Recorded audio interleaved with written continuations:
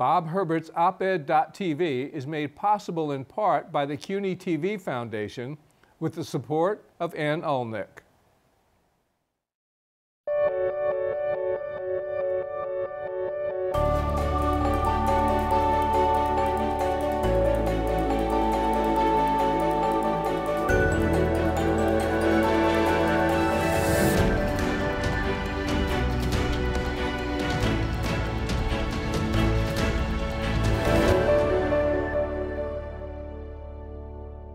Hi, I'm Bob Herbert. Welcome to op-ed.tv.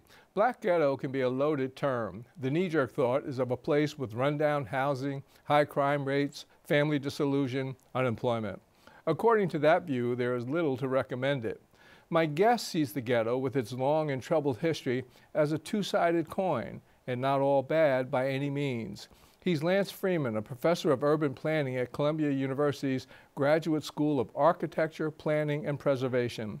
And he's the author of a new book, A Haven and a Hell, The Ghetto in Black America. Professor Freeman, thanks for coming in. I appreciate it. So for starters, describe what you mean when you use the term Black Ghetto. Sure. Well, first, thanks for having me. I'm really excited to be here and have an opportunity to talk about my book.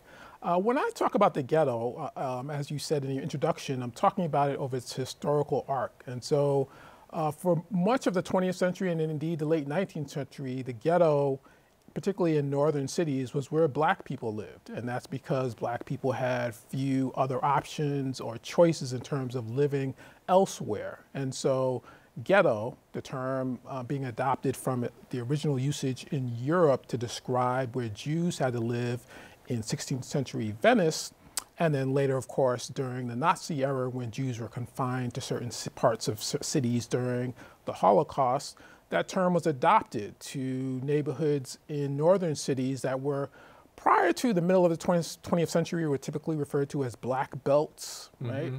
But ghetto started to catch on because there were a lot of parallels to the Jewish experience in Europe in the sense that, like Jews, blacks were stigmatized groups. Like Jews, blacks had little choice in terms of deciding where they wanted to live. And I think also adopting that term had a political motivation in the sense that the Nazis were vilified through the 1930s and 1940s. And so blacks, by using this term, could kind of prick the conscience of whites to show that, you know, you're fighting the Nazis and criticizing them, yet at the same time, you're treating your own citizens in some ways in a similar fashion. Now, for many of the reasons that you've just mentioned, the word ghetto is used as a pejorative, but you see a much more complex and dynamic environment at work over the years. So give us kind of a capsule description of how the ghetto actually did serve as both a haven as well as a hell for African Americans. Sure, I'll do that. Well, it's true that blacks did not have many choices in terms of deciding where to live, but that maybe overstates the case to some extent. When blacks, first of all, blacks were migrating from the South, and it was it cost a great deal, both in terms of time and effort, to leave the South and come to the North, right? For many blacks, this was the first time moving out of their hometown, away from their family, their friends, and what have you. So it required a substantial investment in resources and effort to do that. So in some regards, black agency was involved in creating these neighborhoods.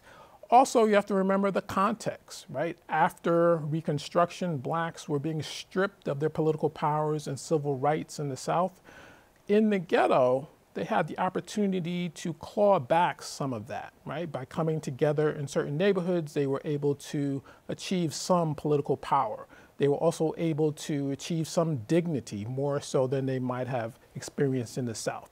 They also were able to come together and form a new culture, right, and achieve certain accomplishments in that sense. And so in that regard, the ghetto almost functioned like what we social scientists often refer to as an ethnic enclave to describe the experience of European immigrants and more recently immigrants from Latin America and Asia, who also tend to concentrate together for the benefits of sharing resources, familiarity, comfort, and what have you. And so it did serve that purpose for Black Americans through much of the 20th century, and even today for some blacks. It's true that much of the ghetto had substandard housing. They were in areas where there would be, I don't know, lots of taverns and bars and what they called in those days bawdy houses and things like that. It could be a difficult environment to grow up in, and employment was always a problem. But you point out in your book, and I thought very effectively, that there were many positive aspects of the ghetto, especially in that mid-century period. Culture thrived and that sort of thing. Can you talk a little bit about the positive aspects? Sure. So in terms of political power, for example, blacks were able to elect congressmen for the first time since Reconstruction. And those in the South, they couldn't even vote. Right. And so those congressmen, although ostensibly they might represent, say, Harlem or the South Side of Chicago, but in many ways they were representing the entire race across the country, because the mass of blacks, for example, in the South could not vote. And so there was no one giving voice to their concerns. So someone elected as a congressman in Chicago would represent his district in Chicago, but figuratively and in reality, he would also represent the interest of blacks in other parts of the country as well. You also see this in terms of culture as well. Of course, the well-known Harlem or Negro Renaissance that happened in the early 20th century, that tended to flower in Harlem and to a lesser extent, places like the South Side of Chicago, places where there were masses of blacks, including black artists, and they could come together, hone their craft, trade stories, and just develop a sort of aesthetic, right, that would have been less likely to occur had ghettos not existed. You see this also again during the 1960s when you have the black arts movement, which again is a cultural aesthetic here designed, or at least the proponents of it saw it as a way of uplifting the mass of blacks. Again, the ghetto provided a place, a haven, where these artists could come together, where they could practice their craft, and perhaps most importantly, where they could reach the mass of blacks to distribute their art. Some of the greatest music in the history of the United States emerged from those environments. I think about jazz and the tremendous blues that came out of Chicago, for example. It's really extraordinary. That's right. Now, things changed post-World War II, and it was in the 1960s that we had the terrible riots that people know so much about. But what were the changes? What caused the changes? What happened, and why did at least some of these changes lead to these violent upheavals? Sure, that's a great question. I think there were a number of forces at play. I would also point out, when I talked about the ghetto being a haven in the earlier part of the 20th century, there was also some symbolic importance to that, in the sense that blacks, when they came to this country, and for most of the country's history prior to the 20th century, were a largely rural or agrarian people. And it may seem preposterous now, but there was some question as to whether or not blacks could thrive in a modern society, right? And so... And a lot of African Americans were concerned about that. That's at true, the time. Right, that's true. And you could even read some of the leaders like Booker T. Washington, or even Frederick Douglass, counseling against blacks leaving the South, right? The argument was that blacks should stay in the South and achieve what they could there as farmers, as workers of the land. And so coming to the city represented modernity in a sense, and an illustration that blacks could be modern. They were just like any other race of people. Blacks had the capability of living and thriving in a modern life. And so the ghetto also, or the black belts also represented that. By the middle of the 20th century, though, right, the notion that blacks have to prove that that was no longer necessary. Right? Blacks had already fought in 2 world wars, right? They had already had the Harlem Renaissance, right? So blacks didn't really need to prove anything in the sense of that we could survive in the city. So that symbolic importance of the ghetto had started to lose its sheen.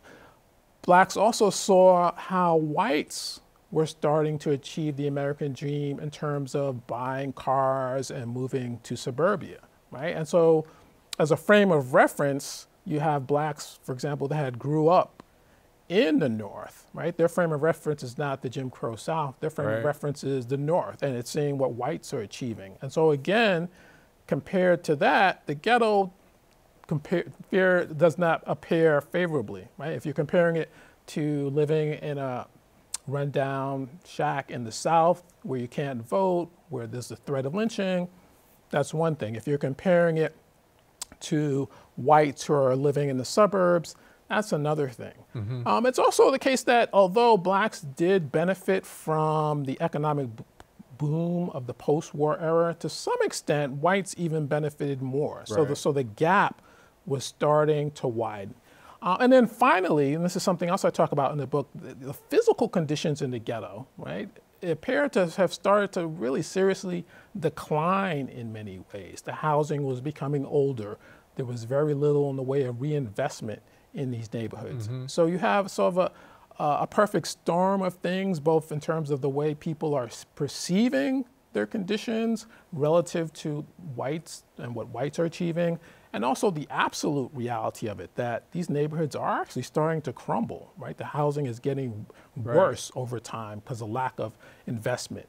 And so I think all of that kind of combined to create a sort of anger there. And of course, the 60s is somewhat of a unique period in many ways because you see a number of sort of uprisings against authority across the board, not just with respect to the ghetto. This was the period of the anti-war movement, for example. Right, exactly. There was unrest on the campuses. Right, exactly, exactly. And so that all seems to have come together and sort of let the fuse, so to speak. And I think once it happened in a couple of cities, Watts and Harlem, Detroit.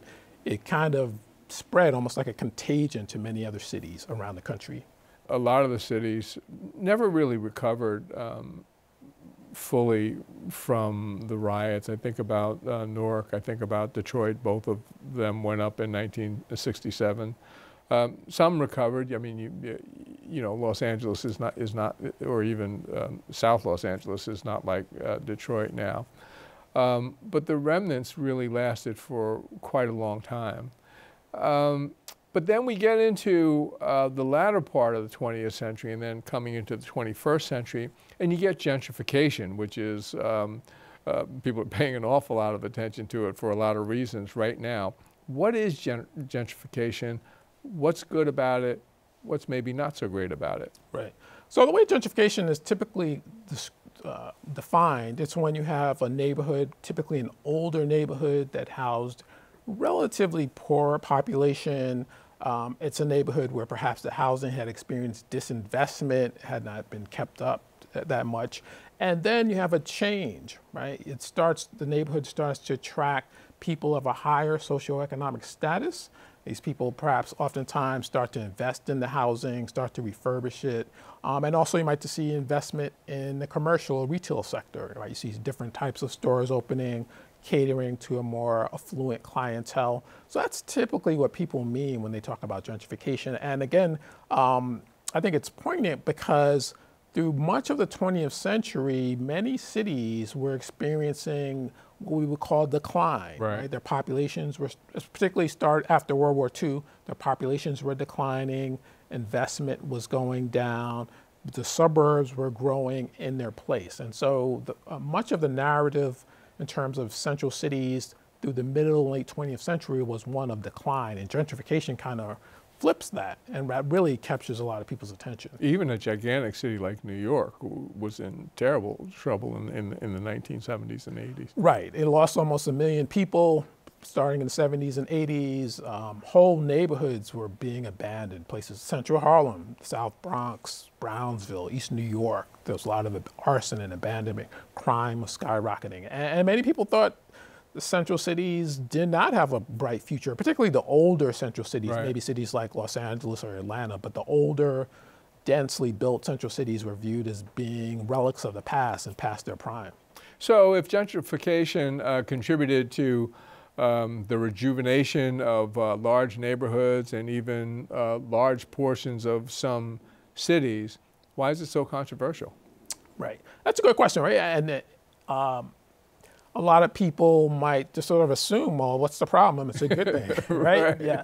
But, you know, again, these neighborhoods, they may have been declining and may have lost some of their population, but not everyone left, right? Some people wanted to stay. And many people, there's this sort of a historical memory or a community legacy, a community memory of what these neighborhoods were like previously and what they represent to people. And so they value these spaces, right? And gentrification threatens to change that in a number of ways. First is just the physical, in the sense that the people who have been living there, or the ethnic group that has been living there, may find that they can no longer afford to stay there, right? And so there's the risk that people feel like they're going to be priced out. They're not going to be able to afford to stay there, or their children won't be able to afford to stay there if they wanted to. And then there's also the threat of the sort of the cultural fabric of the community, right? You take a neighborhood like Harlem, for example, that has a certain identity, certain characteristics. With the change, different people coming in, they're going to value things, different things, right? They might value different types of stores, different types of restaurants might open up that cater to the people who are coming in. And with gentrification, although it doesn't have to be, it oftentimes also is associated with a change in race as well, because in the US, non-whites tend to have lower incomes. They tend to be the groups that are residing in these relatively low-income, disinvested neighborhoods. And whites tend to be more affluent and be the ones that are moving into these neighborhoods as gentrifiers. Now, it's not always the case, but that's often what happens. So you have a change in the cultural dynamic where you had a neighborhood that was predominantly African-American, for example. The institutions and culture and the politicians of that neighborhood serve the interests of that group. With the influx of whites coming in now, that changes, right? And people understandably might resent that because they feel that, you know, we carved out this space for ourselves throughout much of the 20th century, and now we're at risk of being pushed out. And oftentimes they see policymakers, the police, institutions bending or changing to serve the interests of people who are coming in, who are often white, and that can create some resentment. And so I think that's part of the reason why gentrification is such a controversial issue. You tell an interesting story in the book about a clash in Harlem between African-American drummers and in Marcus Garvey Park and gentrifiers who I guess objected to the drumming. Can you talk about that a little bit? That's a classic example. So Marcus Garvey Park sits right pretty much in the center of central Harlem. And for a while, starting in the 1970s, a group of people would come and drum on Sundays. I believe it was Sunday mornings. It was just sort of a tradition. People would drum. And that went on for a couple of decades. Starting in the early 2000s, however, that's the time when you start to see parts of Harlem gentrifying. Many of the brownstones that surround Marcus Garvey Park were bought by gentrifiers. A couple of new condo developments opened near the park. And so you have a new demographic around the park. And some of those people felt that the drumming was too noisy. They found it to be a nuisance. And so they complained to the police. And I think that in particular rubbed many people the wrong way, right? Because now you're involving the police, right? It's an effort to get the state to step in and enforce your interests, your will over people who have been living in the community. Especially for something that's been going on for such a long time, Right. So that's an example. And people feel like, well, these newcomers are coming in and taking over the neighborhood, right? And so people feel like they're being pushed out, even if they're not literally being pushed out in terms of being evicted, but they feel like their community is being taken away from them. I think they did resolve some type of compromise, but nonetheless, the controversy around it, that's a good illustration of the way people feel like they're being pushed out due to gentrification. The conclusion of your book has a chapter heading that says, How to Have a Haven But No Hell in the 21st Century. How? That's a great question, right? So I think, as the title of the book implies, many of these neighborhoods, and you talk about this in your introduction, have experienced, high crime rates, disinvestment, and the like. Nonetheless, and I think this is illustrated by people's reactions to gentrification, many people want to remain in these communities, right? People do feel a sense of comfort in living in a neighborhood where there are Black institutions, where Black culture is strong. And so the idea is, what can we do to preserve that for Blacks who do wish to remain in these communities? And I think one of the important things to do is to invest in these communities in a way that not just simply encourages gentrification, but that allows long-term residents to remain in those neighborhoods. And this would include both a combination of investing in affordable housing, but also investing in institutions, for example, the Harlem Children's Zone, that try to take children from when they're first born and sort of provide them with support as they grow older all the way through college. So I think you need an investment both in the physical infrastructure, and I think a number of institutions have done that, investing in affordable housing. But we also need to invest in the humans and the people there, right? So that we don't simply refurbish the neighborhood and simply replace the people who are living there with other more affluent people, right? So I think you need an investment in people and the place to do that. And ultimately though, if there are Blacks that want to live and invest in these neighborhoods, that's a necessary ingredient if these neighborhoods are going to be a haven for Black people who wish to remain in these communities. Do you, as you look at the state of gentrification in various cities, New York, Chicago, parts of Los Angeles, and that sort of thing, are you optimistic that the authorities and the folks themselves will do the right thing? Are you optimistic in general about gentrification?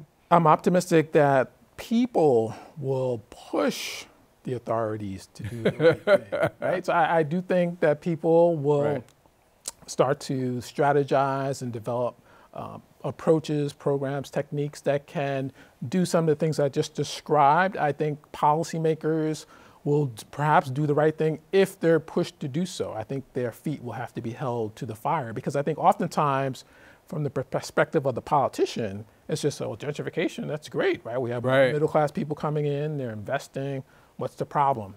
So I think the pressure has to be put on them to understand how gentrification could potentially cause problems, and particularly in Black communities, that's always been the case. When Blacks have achieved any advances, it has come because of pressure that Blacks themselves have brought to bear on the problem. I find these issues so interesting. What drew you to this field of study? Yeah, I think part of it is I grew up in New York. I grew up in Queens. New York is a city that we celebrate the diversity of the city, but it's also very segregated, has been, it was when I was growing up. Yep. And I was really curious about why that was. What were the forces? To me as a child, they seemed almost invisible, right? You didn't see signs saying, well, Blacks can't live here, or, you know, Asians can't live there. So I was curious about why that was. And I was also curious about why you had such inequality across neighborhoods. You had neighborhoods being abandoned, yet you had other neighborhoods where people were spending hundreds of thousands of dollars and millions of dollars to live there. So I was really curious about what caused these dynamics. And so that's what drew me to studying urban planning, to kind of understand why the city was the way it was and what could be done to improve it. Right. I guess we are going to have to stop there. I could talk for a while longer, but we've run out of time. Professor Lance Freeman, thank you for coming in. Thanks for having me. Right. We'll be back in a moment with a final word.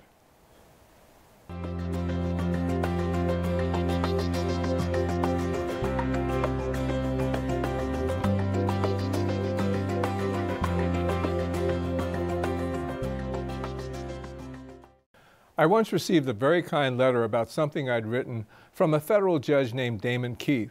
Included in the letter was a key sentence from an opinion Keith had written about First Amendment violations committed by the George W. Bush administration. The sentence said simply, "Democracy dies behind closed doors." Judge Keith, who died recently, was extremely well known in legal circles, but he was not famous in the celebrity sense of the word. I wish he'd been better known among ordinary people. He was a great judge and one of the longest serving and effective and distinguished African-American judges in history. He was appointed to the federal bench in Michigan by President Lyndon Johnson in 1967. Jimmy Carter would later select him for a seat on the 6th U.S. Circuit Court of Appeals. Judge Keith was unyielding in his defense of civil rights and civil liberties. In a 1971 case, he ordered the Nixon administration to cease its practice of wiretapping alleged radicals without a court order. At stake, as the New York Times has written, were warrantless wiretaps in many prosecutions initiated by Attorney General John N. Mitchell. The administration appealed to the Supreme Court, which upheld Judge Keith's opinion in an 8-0 ruling. Judge Keith did not have an easy life. He grew up in a poor family in Detroit. He paid his way through West Virginia State College by waiting tables and cleaning the college president's home. He served in a racially segregated unit in the Army during World War II before eventually getting his law degree from Howard University. A telling incident occurred when Judge Keith was 69 years old. He had presided over an extraordinary number of cases, many with profound national implications. He'd been showered with honors. He was already something of a legend. But of course, none of that could insulate him from the racism inherent in this society, including the casual, everyday humiliations. One evening, he stepped outside of a hotel to get a breath of air during a conference he was conducting in Williamsburg, Virginia. A white man spotted him and assumed he was a parking lot attendant. "Boy, park my car," the man said. I never met Judge Keith. I wish I had. He was 96 when he died. That's all for now. See you next time.